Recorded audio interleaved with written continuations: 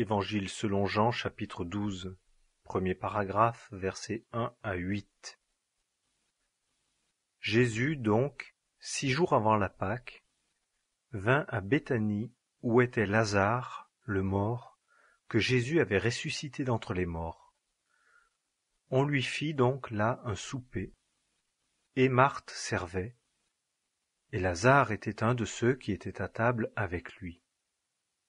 Marie, donc, ayant pris une livre de parfum de nard pur de grand prix, oignit les pieds de Jésus et lui essuya les pieds avec ses cheveux. Et la maison fut remplie de l'odeur du parfum. L'un de ses disciples donc, Judas Iscariote, fils de Simon qui allait le livrer, dit : « Pourquoi ce parfum n'a-t-il pas été vendu 300 deniers et donné aux pauvres ? » Or il dit cela, non pas qu'il se souciât des pauvres, mais parce qu'il était voleur, et qu'il avait la bourse, et portait ce qu'on y mettait.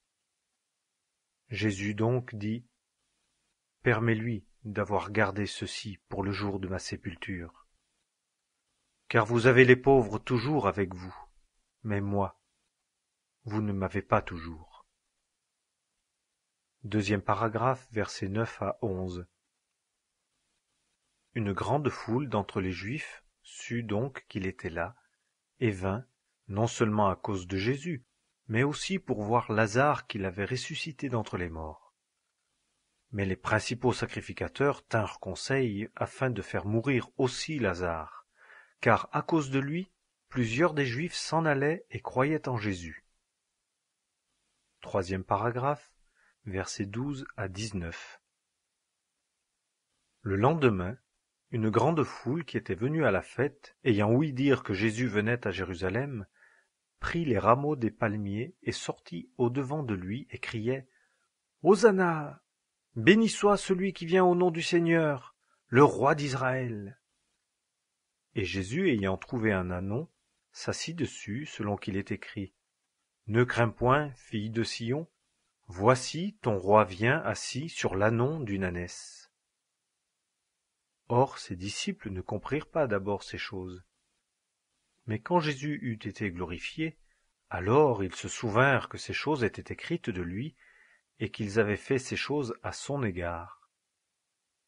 La foule donc qui était avec lui rendait témoignage, parce qu'il avait appelé Lazare hors du sépulcre, et qu'il l'avait ressuscité d'entre les morts. C'est pourquoi aussi la foule alla au-devant de lui, parce qu'ils avaient appris qu'il avait fait ce miracle.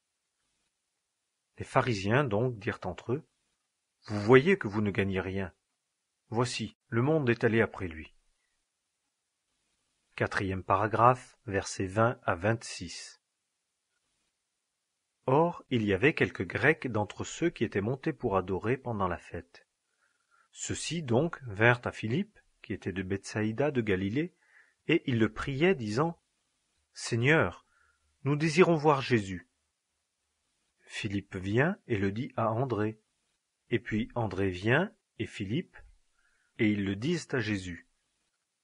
Et Jésus leur répondit, disant : « L'heure est venue pour que le Fils de l'homme soit glorifié. En vérité, je vous dis, à moins que le grain de blé tombant en terre ne meure, il demeure seul, mais s'il meurt, il porte beaucoup de fruits. Celui qui affectionne sa vie la perdra, et celui qui hait sa vie dans ce monde-ci la conservera pour la vie éternelle. Si quelqu'un me sert, qu'il me suive, et où je suis, moi, là aussi sera mon serviteur. Si quelqu'un me sert, le Père l'honorera. » Cinquième paragraphe, versets 27 à 36. Maintenant mon âme est troublée, et que dirai-je ? Père, délivre-moi de cette heure. Mais c'est pour cela que je suis venu à cette heure. Père, glorifie ton nom. Il vint donc une voix du ciel, et je l'ai glorifié, et je le glorifierai de nouveau. La foule donc qui était là et qui avait entendu dit qu'un coup de tonnerre avait eu lieu. D'autres disaient « Un ange lui a parlé ». Jésus répondit et dit « Cette voix n'est pas venue pour moi, mais pour vous. Maintenant est le jugement de ce monde. Maintenant, le chef de ce monde sera jeté dehors. Et moi, si je suis élevé de la terre, j'attirerai tous les hommes à moi-même. » Or, il disait cela pour indiquer de quelle mort il allait mourir. La foule lui répondit. Nous avons appris de la loi que le Christ demeure éternellement. Et comment, toi, dis-tu qu'il faut que le Fils de l'homme soit élevé? Qui est ce Fils de l'homme? Jésus donc leur dit, Encore pour un peu de temps la lumière est au milieu de vous. Marchez pendant que vous avez la lumière, afin que les ténèbres ne s'emparent pas de vous. Et celui qui marche dans les ténèbres ne sait où il va. Pendant que vous avez la lumière, croyez en la lumière, afin que vous soyez fils de lumière. Jésus dit ces choses, et, s'en allant, il se cacha de devant eux. 6e paragraphe, versets 37 à 43. Et quoiqu'il eût fait tant de miracles devant eux, ils ne crurent pas en lui, afin que la parole d'Ésaïe le prophète qu'il prononça fût accomplie. Seigneur, qui est-ce qui a cru à ce qu'il a entendu de nous, et à qui le bras du Seigneur a-t-il été révélé? C'est pourquoi ils ne pouvaient croire, parce qu'Ésaïe dit encore, Il a aveuglé leurs yeux, et il a endurci leur cœur, afin qu'ils ne voient pas des yeux, et qu'ils n'entendent pas du cœur, et qu'ils ne soient convertis, et que je ne les guérisse. Ésaïe dit ces choses parce qu'il vit sa gloire et qu'il parla de lui. Toutefois, plusieurs d'entre les chefs même crurent en lui. Mais à cause des pharisiens, ils ne le confessaient pas de peur d'être exclus de la synagogue. Car ils ont aimé la gloire des hommes plutôt que la gloire de Dieu. 7e paragraphe, versets 44 à 50.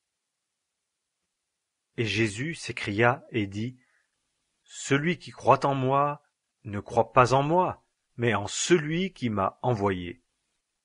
Et celui qui me voit celui qui m'a envoyé.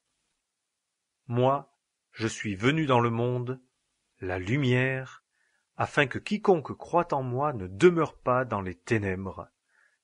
Et si quelqu'un entend mes paroles et ne les garde pas, moi je ne le juge pas, car je ne suis pas venu afin de juger le monde, mais afin de sauver le monde.